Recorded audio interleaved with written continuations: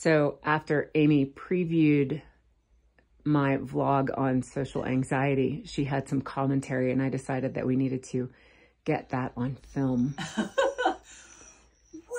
you know, I guess there's the part of thinking, how do we want to spend our time? And you know, if we're going to put together a little vacation, we go somewhere, but we're passing by somebody's house, like an aunt or a cousin or something like that. Because you have a lot of those. Yeah, and they're all over the country.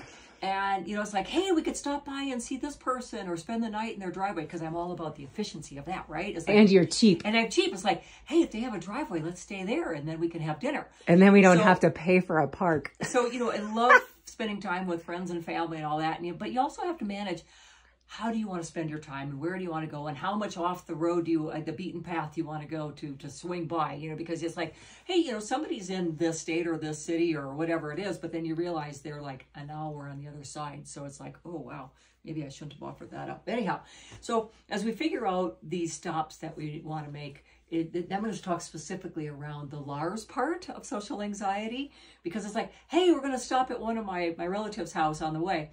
And all of a sudden, this is what it turns into. Oh, well, what's happening for dinner that night? Because immediately they always say. Yeah, immediately they're like, hey, great, we'll cook dinner for you. And we're both like, oh, well, you know, that would be great. But, you know, because we realize it's not just what you make, it's how it's made, right?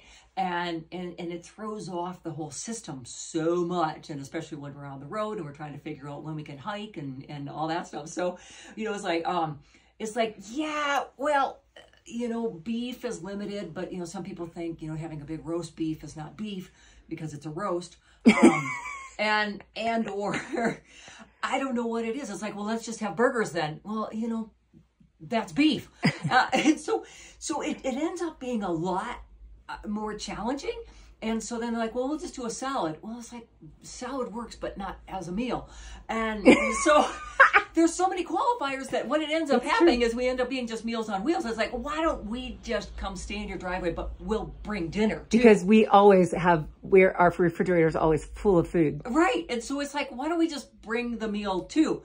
Well, then it's kind of like, okay, so the whole. Or then there's let's go out to a restaurant then. Oh, and there's always that. Let's just go out to eat. And it's like, again, it's not just what, it's how, what we're eating. It's how it's prepared. Right. You know, it's that nice, you know, it's wonderful to have breakfast where you get these eggs, but if it's cooked in bacon grease, that creates a problem. And so anyway, you know, it's hard when you communicate. And then I know, you know, friends and family are so accommodating. It's like, you just tell us what you can and can't, and we'll accommodate and we'll work around that. And it just seems to be. But then I get super ridiculously self-conscious about right. that. And then the one time it's like we finally went through all the back and forth of what is possible and what isn't possible. And we landed on a great meal that night.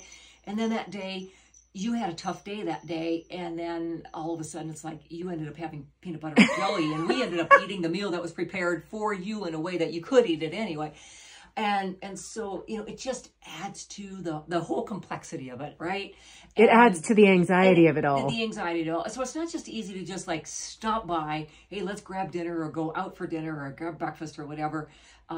It just makes it more complicated. But the thing is, people do want to be helpful. People do want to spend time with you. And so it's worth communicating the do's and don'ts and what's possible, or it's fine that we just bring the meal and, you know, find ways to make it happen, push through it, you know, stick with it a little bit longer, make it happen, spend the time with the people that we love. And everybody loves to see you. They love to see us. You know, they want to know that you're well, and they want to be able to give us hugs because they haven't seen us forever. And I want to be able to give them hugs because I haven't seen them forever too. So we have to go through these hurdles, and sometimes it's multiple texts to be able to figure this out, but it's all worth it in the end. And it still makes me feel very uncomfortable. All of it. Because I don't really like being the center of attention in that way. I know, but people love to see that you're alive and well and thriving, and they want to hug you. They want the reality. It's all because they want proof of life. They want proof of life, right? And so we do it, and we're going to continue to do it. That's what I'm going to say. So what she's saying is she's just going to keep pushing me out of my comfort zone. Yes, I am. And we're going to make this work. And we're going to make this work. And so we've had to have the dialogue of, okay, what things can I say to friends and family to help to coordinate the Peanut meal butter and part? jelly for dinner always works for me, for There the we record. go. And we just go, why don't we just do peanut butter and jelly? There we go. Peanut butter and Or jelly. We bring the meal. So there you have it. Yes, there's a lot of social anxiety that goes with even just stopping by somebody's house. Yeah. Or having somebody stop over, right? You know, just because it's always surrounded around, can I get you food?